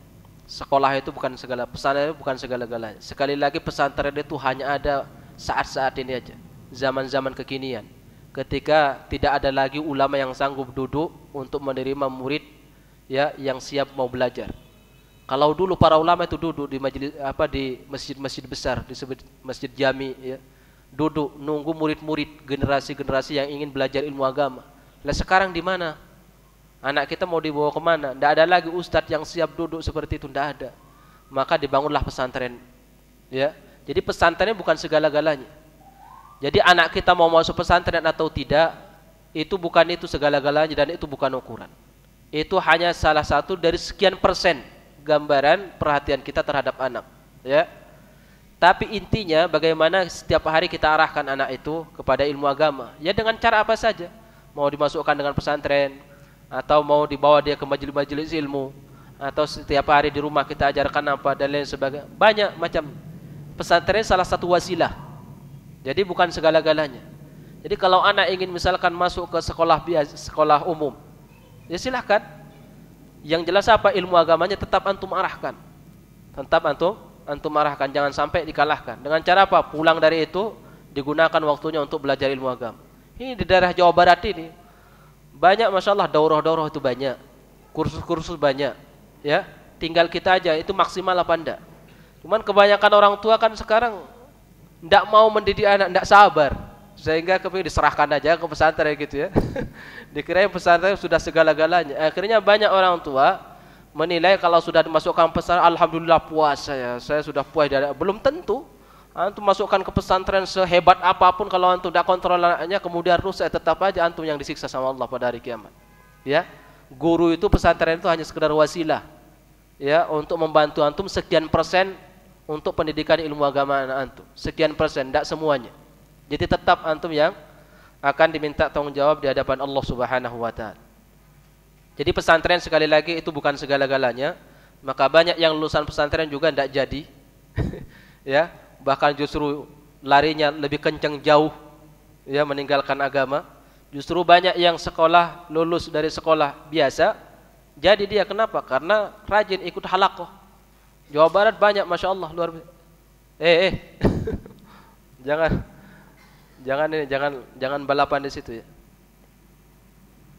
Nah, ini tolong difahami ya. Anak kita kalau memang tidak mau pesantren, selama ada solusi tidak ada masalah. Tapi tetap harus kita rayu dia. Tapi kalau memang tidak ada solusi kecuali pesantren, ya harus dipaksa. Kebijaksanaan itu adalah mengarahkan anak kepada kebenaran. Tidak ada paksaan dalam bab ini, karena anak itu adalah wilayah kita. Bagaimana juga musik-musik yang dibilang religi, memuji-muji Allah. Jamaah sekalian, masalah musik itu kata ulama dulu jangan diperinci. Kalau antum perinci masalah musik itu nanti antum akan menghalalkan. Ya, makanya ulama dulu tidak ada yang memperinci masalah musik. Musik haram-haram, selesai. Sekarang kalau memang diperinci, musik yang seperti apa yang diharamkan? Musik yang seperti apa? Kalau dia perinci musik seperti ini, ada dalilnya? Tidak ada. Udah selesai masalahnya. Makanya musibah kita yang menimpa saat ini apa? Terlalu memperinci. Jadi ada sunnah Nabi ini. Saya sering sampaikan di teman-teman yang sama-sama ngaji hadis sama, ya, kita terkadang ngaji hadis bareng-bareng, sering saya sampaikan, sunnah Nabi itu jangan dipretelin. Dipretelin. Jadi ada sesuatu yang ini pretelin sedikit-sedikit. Ada namanya ikan apa itu yang ininya kayak jarum itu. Ikan apa itu? Nah, begitu kita jatuh, itu kan hilang, keluar berapa detik tinggal tulang kita. Pretelin satu-satu, hilang. Nah, sunnah itu jangan seperti itu. Ada perintah Nabi, dilihat dulu dari sisinya, dilihat dari sini. Akhirnya apa? Tinggal segini kesimpulan. Udah, ini yang kamu amalkan. Jangan semuanya. Nabi misalkan manjangkan jenggot. Manjangkan jenggot itu, apa hukumnya dulu? Jangan tanya hukumnya. Hukum itu belakangan. Antum menuntut ilmu mau beramal apa mau sekedar ingin wawasan? Kalau kita menuntut ilmu hanya untuk diwawasan, silahkan antum berbicara hukum. Ilmu antum tidak akan berkah. Tapi kalau kita belajar ilmu hanya untuk diamalkan, ngapain kita berbicara hukum? Ya, selama itu diamalkan oleh Nabi, amalkan. Makanya Imam Ahmad rahimahullah taala itu ketika ditanya tentang sunnah-sunnah salat, beliau marah. Tidak ada sunnah salat. Tidak ada sunnah salat. Kenapa? Karena kalimat sunnah itu, kalimat sunnah, ya, itu sudah beda kesannya.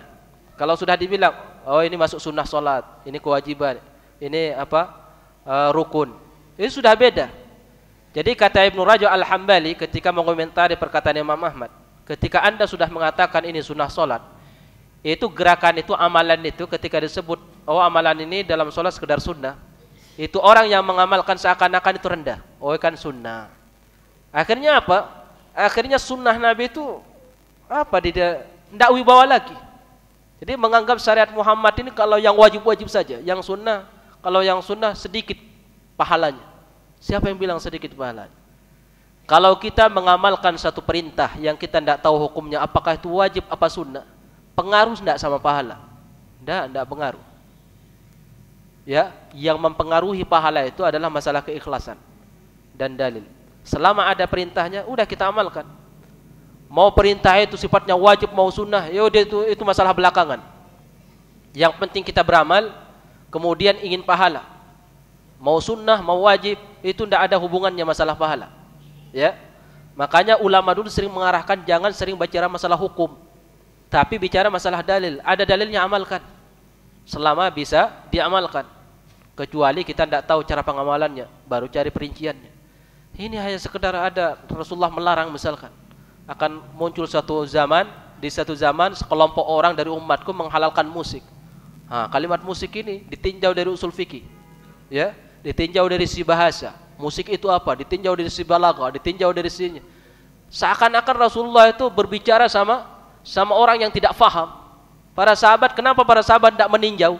Karena sudah faham maksudnya apa. Musik itu, semua rangkaian musik itu tidak ada yang bagus.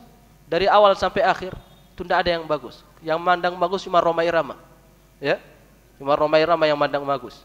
Jadi dakwah pakai musik. Rasulullah pernah dakwah pakai musik? Pernah Rasulullah dakwah pakai musik? Tidak pernah. Tidak pernah alat musik dijadikan media dakwah dari dulu, tidak pernah. Lah kalau Rasulullah tidak pernah melakukan, lah terus kenapa kita melakukan? Apakah metode Rasulullah itu tidak lebih bagus daripada metode kita yang kita buat? Atau metode kita lebih bagus? Tidak mungkin. Nah intinya kesiapan hati ini aja. Kita ini ego kita ini harus kita hancurkan dengan kewibawaan sunnah Nabi SAW. Jadi masalah kita siapa yang mulia di sisi Allah itu bukan siapa yang paling banyak wawasannya, enggak. Tapi siapa yang paling kuat megang sunnah Nabi SAW. Makanya para sahabat itu dimuliakan oleh Allah karena tidak terlalu banyak bertanya, tidak dipretelin itu. Ya sunnah Nabi tidak dipretelin satu-satu. Beda sama kita. Memang para ulama itu berbicara masalah hukum, tapi tujuannya bukan untuk apa? Bukan untuk menghancurkan sunnah Nabi, bukan. Makanya dikarang oleh Imam Syafi'i usul fikih dengan satu kitab namanya Ar-Risalah itu pertama kali. Itu tujuannya apa? Takut salah memahami sunnah Nabi SAW. Sekarang ilmu usul ini dijadikan untuk apa? Menghantam sunnah Nabi. Ini yang bahaya. Akhirnya apa? Yang bawah-bawah juga ikut-ikutan.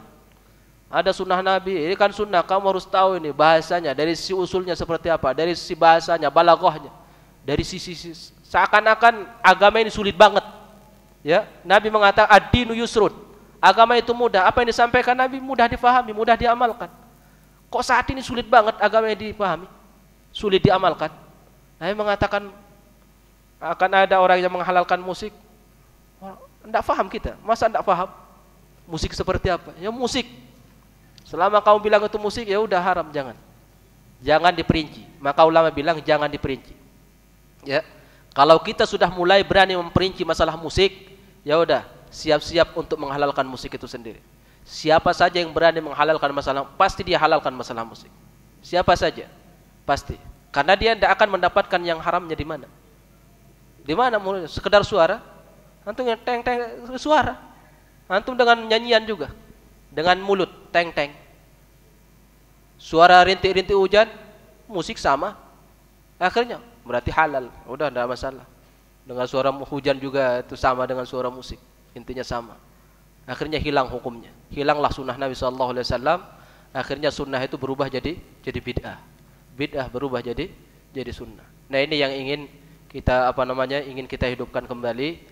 Bagaimana generasi kita ini benar-benar mengagungkan sunnah Nabi SAW. Jangan dipandang dari sisi hukumnya, tapi dipandang bagaimana Nabi mengamalkan itu dan dikeluarkan, dilarang oleh Nabi, diperintah oleh Nabi. Udah kita mencukupkan diri sampai di situ. Jangan terlalu sok jadi orang alim, kemudian dipilah, kemudian diperinci, perjelas, seakan-akan yang disampaikan Nabi ini kurang jelas. Ya, padahal Rasulullah itu orang yang paling fasih ketika ngomong. Kita ini insya Allah sepasih-pasih kita itu tidak sepasih Nabi SAW. Kalau orang fasih biasanya jelas omongannya. Ya, jazakumullah khair. Allahu a'lam bishawab. Baik. Ada pertanyaan yang lain?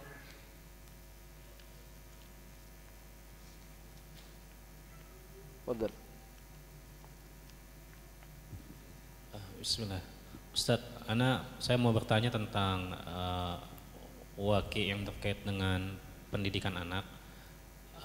Kita tahu bahwa aqwal ulama itu banyak dan ustadz-ustadz itu juga banyak, dan para ustadz itu juga kan nggak berada di satu kaul gitu kan. Nah kemudian sebagai orang tua ada kalanya kita condong kepada satu pendapat, satu kaul gitu. Dalam sudut pandang tasamuh ya memang kita bertoleransi dalam ikhtilaf yang sifatnya kan saik di antara para ulama gitu. Cuma dalam sudut pandang iltizam kita sendiri kan kita komit dengan apa yang kita anggap itu sebagai sesuatu yang roji. Nah, yang ingin saya tanyakan tuh bagaimana orang tua itu ketika dia menyekolahkan anaknya atau mengantarkan anaknya kepada guru gitu. Sedangkan sang guru itu sendiri condong kepada akwal-akwal yang menurut si orang tua itu dengan kapasitas yang mereka miliki ataupun dengan tahu jihad dari gurunya yang lain, itu si guru itu misalnya sebagian akwalnya marjuh tapi itu yang diajarkan kepada anaknya gitu. Karena ini kadang kebetulan sekali juga istri saya juga mantan guru di sebuah sekolah Islam. Ini kadang jadi masalah di kalangan orang tua gitu. Misalnya si guru mengajarkan doa-doa ini yang dianggap doif oleh ustadz dari orang tua si guru tadi, sehingga kadang-kadang jadi masalah. Ini bagaimana, mohon tahu jihadnya Ustadz. Baik, jazakumullah khairan. Memang untuk menyatukan pikiran dalam semua masalah itu sulit, ya. Jangankan orang yang tidak ada hubungan kerabatan, antara anak sama orang tua aja dalam segala masalah sulit untuk disatukan. Maka bagaimana solusinya? Solusinya kita cari jalan tengahnya. Kita sebagai orang tua, ya udah kalau memang itu yang disampaikan oleh guru di sekolah, ya udah kita arahkan anak kita, itu guru kamu harus beradab sama dia. Kemudian apa yang dia sampaikan tidak perlu kamu ikutin. Dalam arti kata, misalkan dia tidak maksa, ya udah alhamdulillah. Ya kalau dia maksa, ya udah ikut, ya sekedar itunya saja. Tapi pas pulang kita ikutin orang tua kalau memang pendapat orang tua lebih benar. Ya, lebih benar. Tetap kita hargain guru kita karena namanya adab itu nomor pertama sebelum hukum. Ya, adab itu mulia. Kalau sekedar hukum itu haram itu ini gampang. Tapi adab itu paling sulit. Makanya hukum itu cepat berubah dia. Artinya cepat kita bisa merubah. Misalkan ini kita melakukan sesuatu, kita belum tahu hukumnya. Ngaji kita berapa menit sudah tahu, si Ustaz menjelaskan ternyata apa yang saya lakukan itu haram. Misalkan, udah langsung kita tinggalkan gampang. Tapi kalau adab itu tidak gampang untuk kita rubah. Ya, butuh bertahun-tahun. Makanya para ulama dulu adab itu lebih didahulukan. Imam Malik ibunya berpesan kepada dia ketika diserahkan anaknya kepada Rabi'atul Ra'i, pelajari adab Rabi'atul Ra'i sebelum kamu ambil ilmunya. Ilmu itu gampang, tapi adab itu mahal. Ya, karena sesuatu yang mahal biasanya lama prosesnya. Itu menurut saya. Ya, kalau saya secara pribadi, ya itu ambil jalan tengahnya, kita arahkan anak kita bahwa apa yang disampaikan oleh ibu itu mungkin keliru, oleh ustadz yang di pesantren itu mungkin keliru gitu. Ya, mungkin yang benar adalah seperti ini. Tapi tidak apa-apa kamu ikutin selama itu bukan sebuah kemungkaran. Apalagi kalau yang masalah tasih tadhif itu masalah bukan sesuatu yang inti misalkan. Tapi kalau sesuatu yang inti misalkan masalah musik, ya tentunya kita harus bersikeras dalam bab itu. Nah, ini kembali kepada orang tua. Nah, inilah konsekuensinya pesantren. Kita menyerahkan anak kita ke seorang guru, ya kita harus bisa mengambil sikap seperti apa, jalan tengahnya seperti apa. Intinya sekali lagi untuk menyatukan sebuah pemahaman dalam segala hal itu sesuatu yang sulit. Sesuatu yang sulit. Makanya butuh kita untuk saling berlapang dada dalam perkara-perkara yang bukan inti. Dalam perkara-perkara yang bukan inti. Allahu a'lam bishawab. Terakhir ya.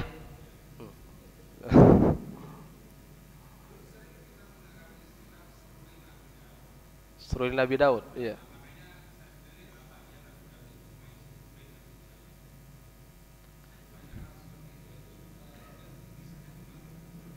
Jazakumullah khairan. Abu Musa al-Ash'ari adalah sahabat Abdullah bin Qais al-Ash'ari. Beliau berasal dari Yaman, namanya kunyahnya Abu Musa. dari suku Asy'ariyin di Yaman. Mereka ini Rasulullah bilang, saya tahu tempat orang-orang Asy'ariyin rumahnya di mana kalau malam hari, karena mereka ini punya kebiasaan.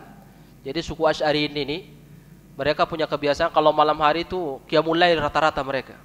Ya, kompak itu qiyamul lail. Makanya suaranya, karena qiyamul lail itu dianjurkan kita untuk mengeraskan suara sedikit. Dikeraskan suaranya, minimal kita yang dengar. Ya, karena pendengar suara itu berpengaruh sama cairan, yaitu darah yang ada pada diri kita. Makanya mereka kalau malam hari suaranya kayak suara lebah, menggaung ya, suara Al-Qur'an. Nah, suatu malam Nabi SAW lewat di depan, di samping rumah Abu Musa al-Asy'ari. Abu Musa al-Asy'ari saat itu lagi apa? Qiyamul lail. Didengar oleh Nabi. Katanya Abu Musa suaranya luar biasa. Nah, di pagi hari Nabi cerita sama Abu Musa, tadi malam saya mendengar suara kamu luar biasa. Kamu itu dikasih serulingnya Daud. Kata Abu Musa al-Asy'ari, andaikan saya tahu ya Rasulullah kamu mendengar, akan saya perindah lagi suara saya. Makanya itu dijadikan dalil oleh ulama, kalau kita ingin memperindah suara, perindahlah di saat lagi membaca Al-Quran. Ya, itu mulia. Kita terkadang enggak. Kalau membaca Al-Quran, oh apa adanya itu, enggak keluar lagi suaranya. Ya. Coba kalau Kalau nyanyi, oh dia suara paling indah keluar. Kalau baca Quran enggak. Justru baca Al-Quran itu dipaksa, suara yang paling indah dipakai. Dengan kisah Abu Musa itu. Karena Abu Musa bilang, andaikan saya tahu ya Rasulullah kau mendengar tadi malam, akan saya perindah lebih daripada itu suara saya. Nabi tidak mengingkari. Nah, kalimat yang menjadi masalah di sini, kamu dikasih kata Nabi serulingnya Daud. Itu ulama semua rata-rata menafsirkan bahwa Nabi Daud itu suaranya indah gitu aja. Seruling. Kalimat seruling itu jangan difahami kemudian seruling kayak kita. Ya, mizmar seruling kayak kita. Karena Nabi tidak pernah menjelaskan. Nabi cuma bilang kamu dikasih serulingnya Daud, mizmar, seruling Daud. Apakah mungkin kita pahami dengan seruling yang sekarang? Tidak mungkin. Kemudian kita mengatakan, oh Nabi Daud pemain musik dulu. Ya, Nabi Daud pemain seruling. Kemudian Nabi mengharamkan. Kok bisa Nabi mengatakan Daud pemain seruling kemudian Nabi mengharamkan? Gimana? Ya, jadi subhat. Intinya sesuatu yang subhat kita tinggalkan. Seorang ulama menyebutkan Allah itu menguji seorang hamba sebagaimana menguji hati seorang hamba sebagaimana menguji jasadnya. Kalau jasad kita ini diuji dengan apa? Luka, kemudian sakit, ya itu jasad. Kalau hati kita ini diuji dengan subhat. Jadi sengaja dalil-dalil yang subhat itu ada, ya, ujian. Makanya di dalam Al-Qur'an dalam surah Al-Imran Allah menyebutkan, fa ammal ladzina fi qulubihim zaygun fayattabi'una ma tashabaha minhu ibtigha'al fitnah. Kalau ada hamba yang punya penyakit hati, yang dia ikut apa? Senang mengikuti yang subhat-subhat. Nah, seperti itu Nabi dicari itu. Oh, kata Nabi Daud itu ada seruling dia. Nah, berarti apa? Ini dalil ini harus dibahas ini bahwa Nabi Daud pemain seruling. Itu diambil kalimat subhat itu. Padahal Nabi cuma bilang kamu dikasih seruling Daud. Apakah seruling yang dimaksud Nabi itu seruling yang kita maksud saat ini? Ya Allahu a'lam. Allahu a'lam. Intinya Rasulullah mengabarkan akan ada satu zaman sekelompok umat Islam menghalalkan musik. Kamu mau masukkan seruling tidak musik atau musik itu ya udah terserah. Yang jelas musik itu haram. Ya, yang jelas musik itu haram. Allahu a'lam bishawab. Sudah ya? Jazakumullah khairan. Semoga kita dipertemukan kembali di pertemuan yang akan datang. Dan kita berdoa kepada Allah Subhanahu wa taala semoga majelis ini diberkahi oleh Allah Subhanahu wa taala. Alhamdulillah sekitar 1,5 jam sudah lewat. Kita duduk di sini, insyaallah dicatat oleh Allah sebagai amalan ibadah di sisinya dan tidak akan sia-sia. Jazakumullah khairan. Kita tutup dengan doa kafaratul majlis. Subhanakallahumma bihamdika asyhadu an la ilaha illa anta astaghfiruka wa atubu ilaik. Assalamualaikum warahmatullahi wabarakatuh.